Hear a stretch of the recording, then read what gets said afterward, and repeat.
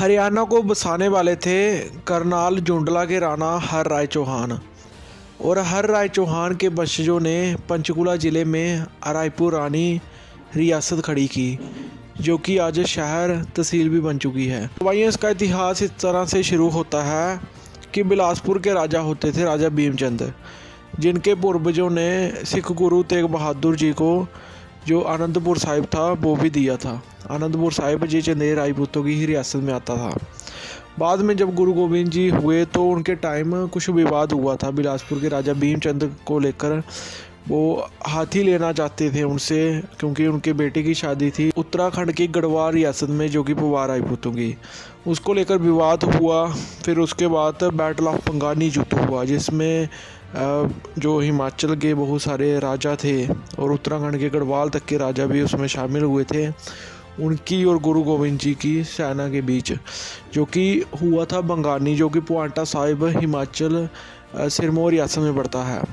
तब सिरमौर के राजा जो थे राजा मेदिनी प्रकाश, उन्होंने ही पुआंटा साहिब में उनको आमंत्रण किया था। वो भी राजपूत थे, भट्टी राजपूत। उन्होंने पुआंटा साहिब जो था वो गुरु गोविंद जी को भेंट किया था। तो भाइयों उस लड़ाई में रायपुर रानी के जो राजा थे, चौहान राजपूत राजा थे, तो उनकी रिश्तेदारियां थी क्षत्रियों के आपस में। तो उनके राजा के खिलाफ जाकर रानी साहिबा ने, जो रायपुर रानी की रानी थी, उन्होंने जहाँ से सेना नहीं भेजी थी। बाद में जब बैटल ऑफ बंगानी युद्ध हुआ, उसके बाद कॉम्प्रोमाइज़ भी हो गया, शांति प्रस्ताव हो गया था। उसके बाद वो बंगानी से होते हुए आगे महल में ठहरने की इच्छा जाहिर की। तब जो महल में जो कार्यरत कर्मचारी थे, उन्होंने उनके इस प्रस्ताव को ठुकरा दिया। तो बाद का रायपुर रानी की जो रानी थी उनको पता चल गया।